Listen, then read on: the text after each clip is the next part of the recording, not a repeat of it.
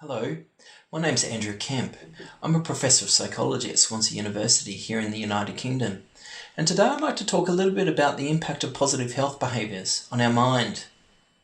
When we think about positive health behaviours, such as exercising regularly or adopting a healthy diet, we typically think of their impacts on our physical health, less so our mental health and well-being.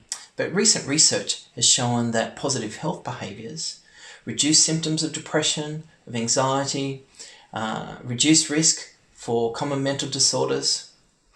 And the question that I've been asking myself in my research activities is how these changes might arise. How might engaging in positive health behaviours impact on the mind? Well, I'd like to introduce you to the vagus nerve. So the vagus nerve that you'll see on screen is a nerve that connects the brain and therefore the mind with a whole range of organs in the body, including the heart. And this particular image that you see on screen, it relates to the emotion of sadness. This is a review that we published recently looking at the mind-body correlations associated with the experience of sadness. And the point here is that our emotional state is tightly connected to the way we feel and our physiology, including our heart rate and our heart rate variability. Let me talk about heart rate and heart rate variability now. So you'll see on screen that I'm actually recording my heart rate and my heart rate variability in real time. I'm wearing a chest strap, which is sending a signal to my phone, and you're seeing an image of the of that data on my phone. So you're seeing an image of my phone on screen now. So my heart rate is 80, 83, 82, my variability is 45. So my heart rate variability is actually an index of the functioning of my vagus nerve.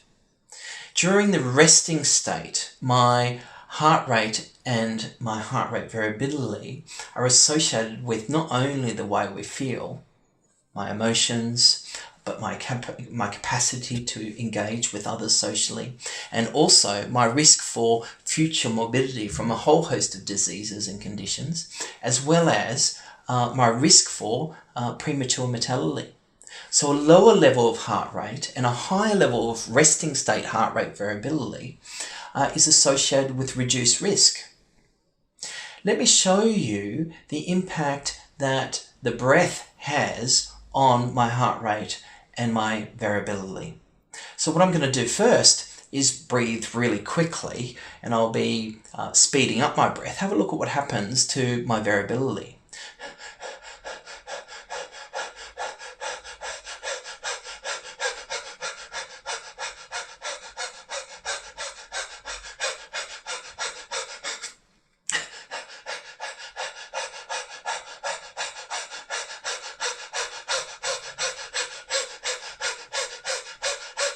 You'll see that my heart rate, I'm feeling a little bit lightheaded right now. My heart rate has gone up to 96 and my variability has come down a little bit, right? Look what happens. So what I've done is I've essentially withdrawn my vagus nerve from inhibiting my heart rate, and I'm speeding my heart rate. Have a look now what happens when I slow my heart rate down, and I'm focusing on the circle, increasing and decreasing in size. When I breathe in, my heart rate will speed up. When I breathe out, my heart rate will slow down. And you'll see changes in that red line on screens. You'll see much greater change in real time between my inspiration, my in-breath, or my expiration, my out-breath. Okay, so have a look at that now.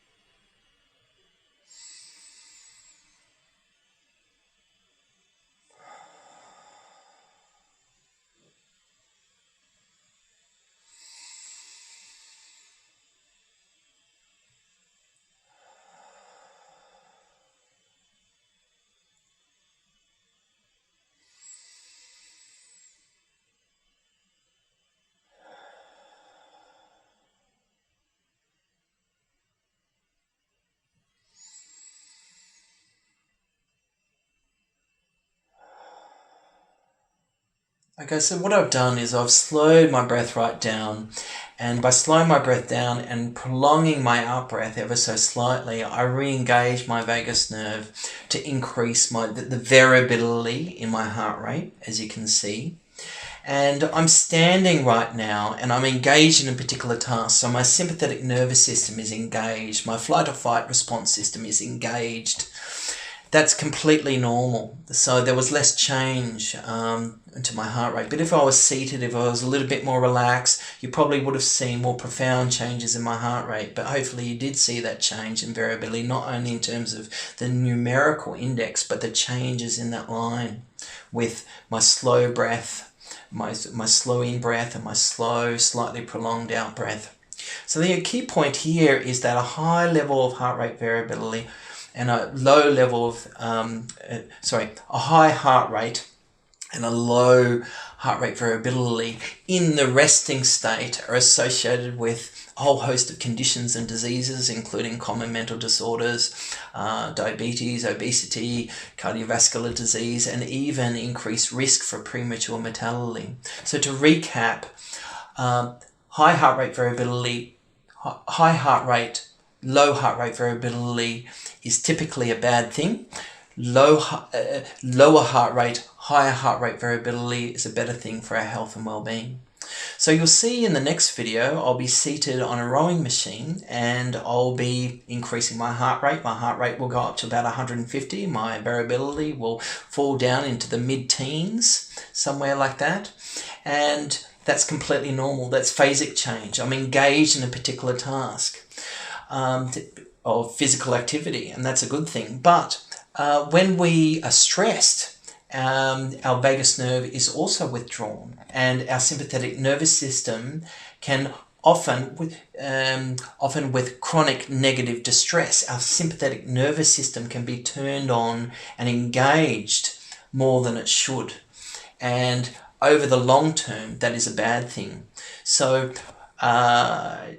the point here is to focus on our resting state heart rate and heart rate variability and improvements in those variables. So improvements over the long term with positive health behaviours, and improvements in heart rate, lowered heart rate, improvements in heart rate variability, higher heart rate variability through positive health behaviours. It's a very good thing for our health and well-being. So I might leave it there. I hope you found this helpful, and I'll see you again in another video. Thank you. Bye.